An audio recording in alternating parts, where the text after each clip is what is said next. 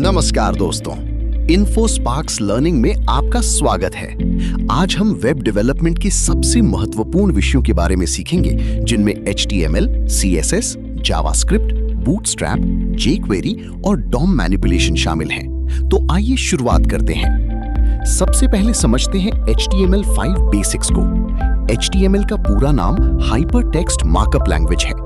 HTML किसी भी website का ढांचा या स्ट्रक्चर तैयार करती है।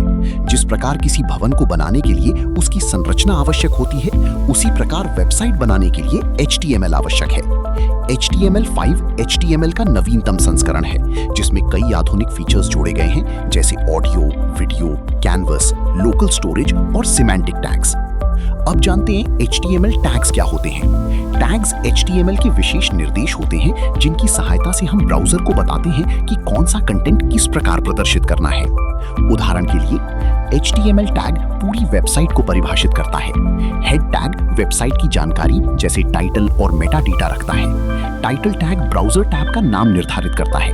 बॉडी टैग में वेबसाइट का दिखाई देने वाला कंटेंट रखा जाता है। हेडिंग टैग्स जैसे H1, H2 और H3 शीर्षक प्रदर्शित करते हैं। पैराग्राफ टैग टेक्स्ट लिखने के लिए उपयोग किया जाता है।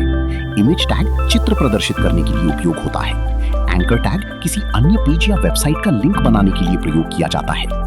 एक सामान्य वेबसाइट की संरचना कुछ इस प्रकार होती है। सबसे ऊपर HTML टैग, उसके अंदर हेड सेक्शन और फिर बॉडी सेक्शन। बॉडी के अंदर header, navigation, main content, side bar और फुटर जैसे भाग शामिल हो सकते हैं। इस प्रकार HTML वेबसाइट की नींव तैयार करती है। अब बात करते हैं CSS3 स्टाइलिंग की। CSS का पूरा नाम कैस्केडिंग स्टाइल शीट्स है। यदि HTML वेबसाइट का ढांचा है, तो CSS उसकी सजावट और डिजाइन है। CSS की सहायता से हम रंग, फॉन्ट, स्पेसिंग, लेआउट, एनिमेशन और वेबसाइट का पूरा लुक नियंत्रित कर सकते हैं। CSS का मुख्य उद्देश्य वेबसाइट को आकर्षक और उपयोगकर्ता अनुकूल बनाना है। अब मार्जिन और पैडिंग का अंतर समझते हैं। कल्पना कीजिए कि आपके पास एक बॉक्स है। बॉक्स के कंटेंट और बॉर्डर के बीच की दूरी पैडिंग कहलाती है, जबकि बॉर्डर और दूसरे एलिमेंट के बीच की दूरी मार्जिन कहलाती है। सरल शब्दों में, पैडिंग अंदर की जगह होती है, मार्जिन बाहर की जगह होती है। CSS बॉक्स मॉडल में कंटेंट, पैडिंग, बॉर्डर और मार्जिन 4 महत्वपूर्ण भाग होते हैं। रिस्पॉन्सिव डिजाइन के लिए सामान्यतः निम्न तकनीकों का उपयोग किया जाता है: media queries, flexible grid layout, flexible images, bootstrap grid system, viewport Meta tag. उदाहरण के लिए, डेस्कटॉप स्क्रीन पर 3 कॉलम दिखाई दे सकते हैं। टैबलेट पर वही कंटेंट 2 कॉलम में दिखाई देगा। मोबाइल पर वही कंटेंट 1 कॉलम में व्यवस्थित हो जाएगा। यही रिस्पॉन्सिव डिजाइन की विशेषता है। अब जानते हैं बूटस्ट्रैप फ्रेमवर्क के बारे में। बूटस्ट्रैप एक लोकप्रिय फ्रंट एंड फ्रेमवर्क है, जो रिस्पॉन्सिव वेबसाइट बनाने की प्रक्रिया को आसान बनाता है। बूटस्ट्रैप पहले से तैयार CSS क्लासेस और कंपोनेंट्स प्रदान करता है। बूटस्ट्रैप ग्रिड सिस्टम में 12 कॉलम्स होते हैं। उदाहरण के लिए, कॉल LG4 ये डेस्कटॉप स्क्रीन के लिए उपयोग किया जाता है। कॉल MD6 ये टैबलेट स्क्रीन के लिए उपयोग होता है। कॉल SM12 ये मोबाइल स्क्रीन के लिए उपयोग किया जाता है। यदि किसी वेबसाइट में 3 समान कॉलम बनाना हो, तो डेस्कटॉप पर प्रत्येक कॉलम कॉल LG4 का उपयोग करेगा। टैबलेट पर कॉल MD6 का उपयोग किया जा सकता है। मोबाइल पर कॉल SM12 का उपयोग करके प्रत्येक कॉलम पूर्ण चौड़ाई ले सकता है। बूटस्ट्रैप के लाभ हैं: तेज विकास प्रक्रिया, responsive layout, cross browser compatibility, कम कोडिंग प्रयास, बेहतर यूजर एक्सपीरियंस। अब बात करते हैं जावास्क्रिप्ट फंडामेंटल्स की। जावास्क्रिप्ट एक प्रोग्रामिंग लैंग्वेज है जो वेबसाइट को इंटरैक्टिव बनाती है। HTML स्ट्रक्चर प्रदान करती है, CSS डिजाइन प्रदान करती है और जावास्क्रिप्ट वेबसाइट में कार्यक्षमता जोड़ती है। उदाहरण के लिए, button click events, image slider, form validation, popup messages, dynamic content updates.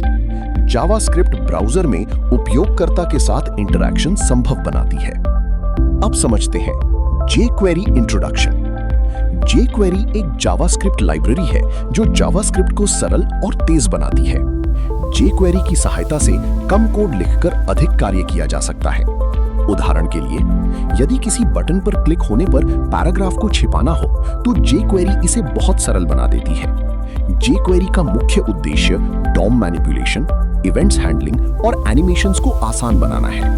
आप जानते हैं DOM मैनिपुलेशन क्या है? DOM का पूरा नाम डॉक्यूमेंट ऑब्जेक्ट मॉडल है।